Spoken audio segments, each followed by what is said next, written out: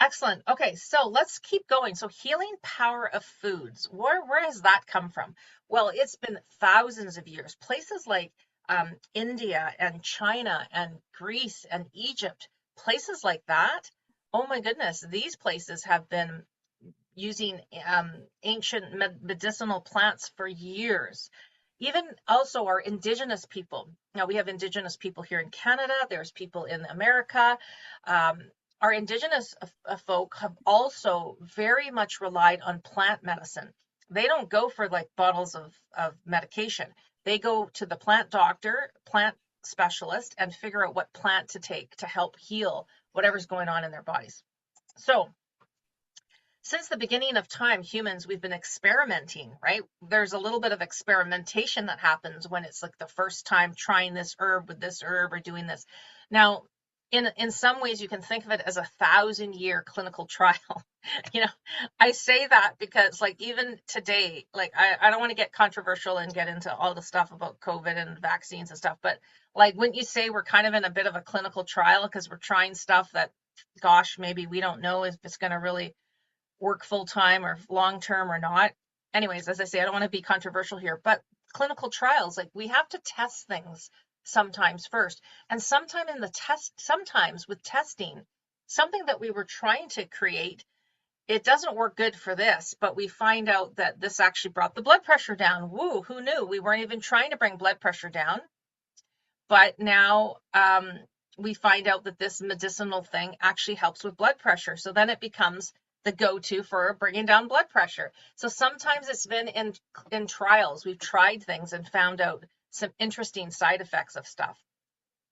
So it is possible that a lot of our ideas actually came from observing and watching animals. This term, zoopharmacognosy, now I can say it pretty well because I've said it a couple times, but at first I was like, wow, that's a weird word. Zoopharmacognosy. That is actually the behavior, the definition is the behavior of animals to seek out certain plants that they're going to eat. So they self-medicate themselves. Animals become very intuitive and very smart to know that if they eat this, this will help with that. If they eat this, this will help with something else. Now, where have we seen this in our own lives? Anybody have a cat or a dog? If you have a domestic, a cat or a dog, we know that when they're not feeling good and their tummy is a little bit like off, something's not right, they will look for grass and they'll eat fresh cut grass, like fresh grass, right? They'll chomp on the grass so that they can throw up. Now, I've not had dogs, but I've had cats, and I know for a fact that when my cat's looking for the fresh grass to chomp on, that he's going to throw up any second. So something to think about. Also, chimpanzees, they would seek out the Aspilia plant specifically to help them against parasites. So if they felt like they had some parasites in their body, they would go for this specific plant. Very, very interesting. Very interesting to think about that. Now, fast forwarding to today's society, in today's society, we have doctors that focus on natural medicine. And they use plants, they use herbs, they use spices, they use food in their practices. Now, can anybody think of what these doctors are called? Now, there's many different types of doctors, but what would you call these natural doctors? Anybody had any experience? Yeah, Sheila's shaking her head. She doesn't know. Well, you probably do when you hear the names of some of these things. What about naturopath? Have you heard of a naturopath? Yeah. Mhm. Naturopath doctors typically will look at some of these herbs and some of these medicinal type of things versus, you know, plain Western medicine medication. Any other ideas from anybody? Can anybody come up with any ideas? What about herbalists? Has anybody ever seen an herbalist? We have those in our communities as well, herbalists. So what about TCM? Has anybody heard of TCM, traditional Chinese medicine? That is also the traditional Chinese medicine doctor. They use herbs. Like sometimes they put the little herb packages together, and you have to drink this tea, and it tastes horrible. Usually doesn't taste very good to help with whatever the problem is that you might have. What about let's see, there's homeopathic doctors, herbalists, herbal medicine.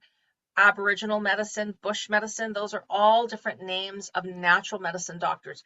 Probably the most common, though, I would say, is the naturopathic doctor, naturopath, and probably also TCM. TCM is quite big.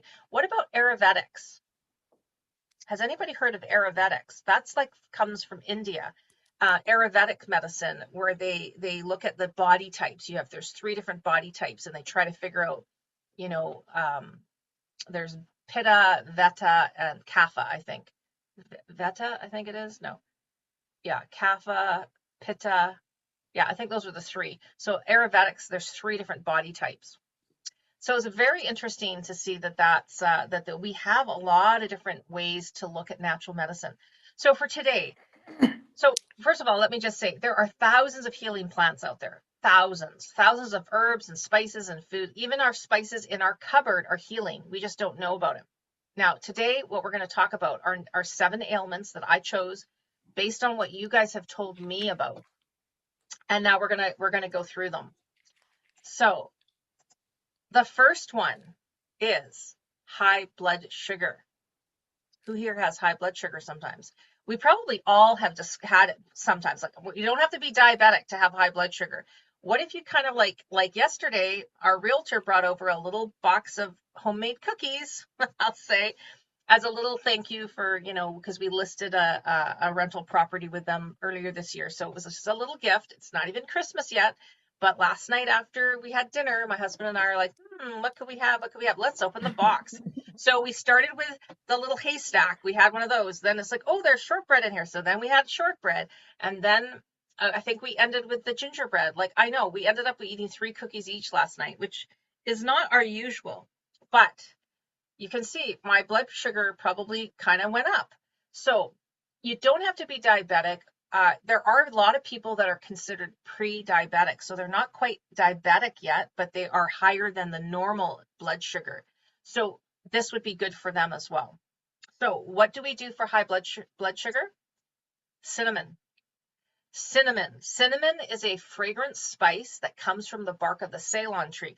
Now, there are other cinnamons out there. So what I want you to do after the class, I want you to go to your cupboard, check your spice jar, and see what kind of cinnamon you have.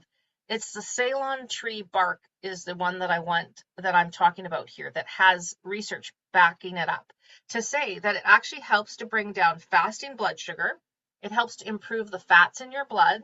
And it also has been known to increase your insulin sensitivity, which is what you want. We want to be sensitive to insulin. We don't want to be resistant to insulin. That's what full